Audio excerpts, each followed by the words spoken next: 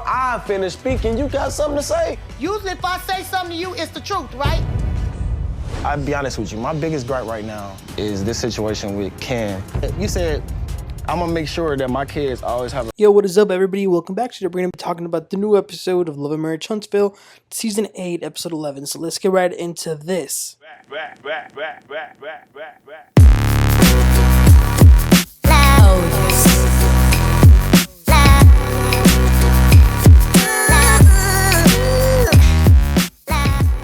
Alright, so the episode starts with the scene that we left off last episode. It's the Fletchers. Nell is mad at them for spending all the money, and she wants them to talk to a therapist or a counselor.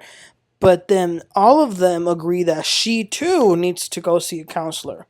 So then the next scene was interesting. We see Marsau and a guy named Marquise, a friend of Marsau, but this ain't just no regular friend. They worked at the movie theater together, but this is Latricia's ex-husband. Marsau acting like he didn't know. He definitely knew. So the guy says that they've been separated for so long. So him and Latricia, like, they met when, and they got married. No, they got married when they were 18. They knew each other since they were kids.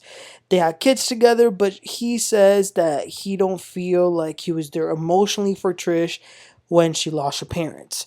Now he's living in Atlanta, and he says he's back because he wants to be the father. He says that he can't stand the fact of another man being around his kids and doing things for them. And Marsau was making a lot of sense. He told him that fatherhood is something that you do. It's actively doing something. It's actually about being there and putting in the work. It's taking the kids to school, taking them to the practice. And he's right.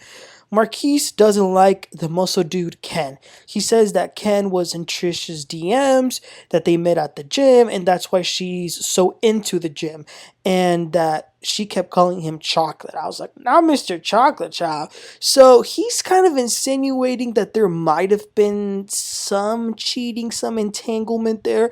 He says that he's very upset that his kids have been saying some things like, I hate you, we had the perfect family, but you left.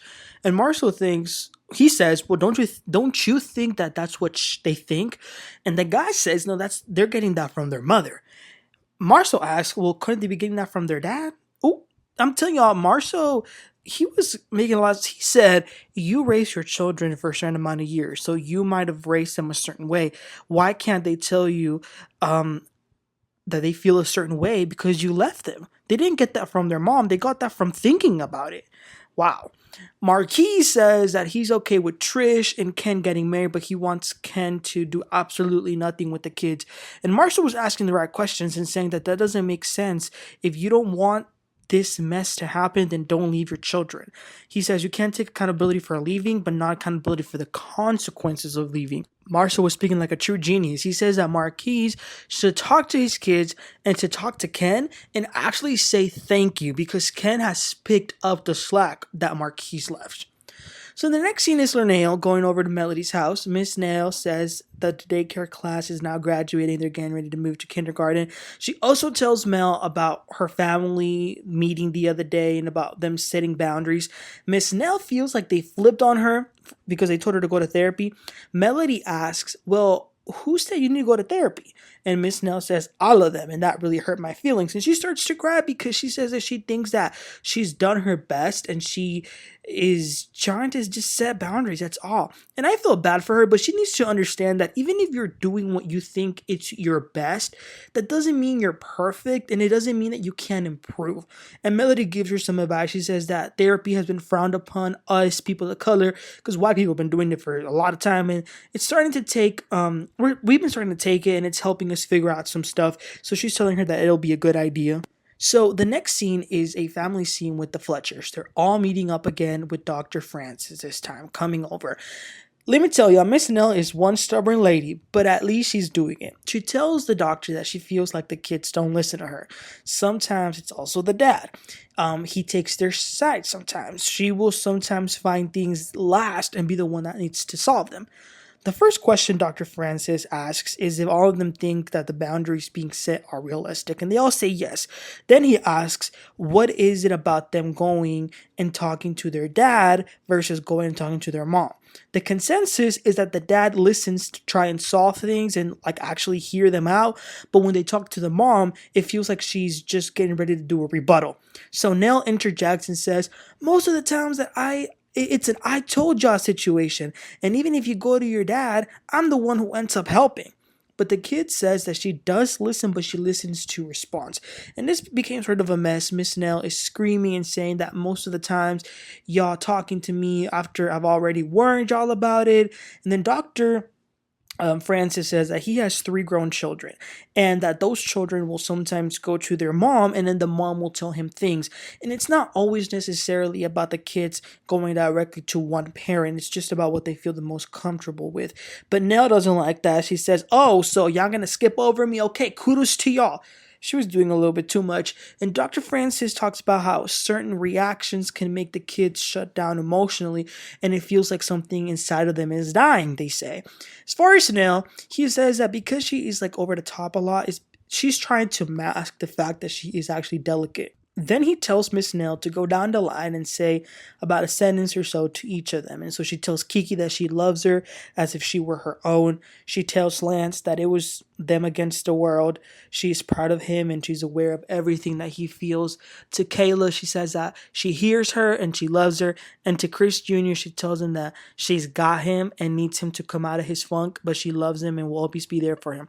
So I would say that this counseling session was definitely successful. And I hope that they can take some of the stuff they learned with them and try and change. So then the last scene of the episode is Latricia and her husband. They meet outside. The ex brings up Ken again. He says that he has no respect for Ken because he was always waiting in the wings for Trish. Trish says that she was going through a lot, losing her mom, dad, and sister at the same time. Marquise was always ignoring her. He didn't protect her. He didn't comfort her. The person who did was Ken. So Marquise says, yeah, I messed up. But she says that they also outgrew each other. There were things that they definitely couldn't fix. He says, well, you're now in love with Mr. Muscle. He is again insinuating that Trish and Ken becoming friends might have intervened with their relationship. Trish says that's not the case. There was never no entanglement or nothing like that. He says that Ken said a few things to him that he didn't like and that his daughter's not talking to him. And that at school the other day, she called Ken her dad. And Trish says, well, that's because he's there. He says that, we're still married. And Trish says, yeah, and about that, I'm going to need us to finalize that. Marquise also says that he needs to have a real heart-to-heart conversation with Ken. Also, he kept referring to him as like Mr. Buff and Mr. Muscles. I don't know, he might be a little insecure about that. But he says that, you know what, at the end of the day, because Ken is going to be there anyway, he's going to just talk to him so that everything can be okay. They can be together and then them can have a good co-parenting situation. Now, he also said that he's going to go to the courthouse to file some paperwork, but he did ask Trish if she could give him half of the fee, and she's like, okay, that's fine. So that was the end of the episode. I mean, it was interesting to see the therapy session with the Fletchers, and with Trish and her ex, it was a little interesting. I mean, I'm not super invested, but, it's interesting to see the husband because they were talking about him for a while. But again, I'm not blown out of the water. The preview for next week looks like it's going to be extremely boring as well. I don't know if I can keep up covering these episodes, you guys. Like, what is going on with 11 Marriage Huntsville? But anyway, guys, let me know what y'all thought about Marquise, Trisha's ex, and then the Fletcher's therapy session. So please don't forget to like and subscribe, and I'll catch y'all next time. You have a great one.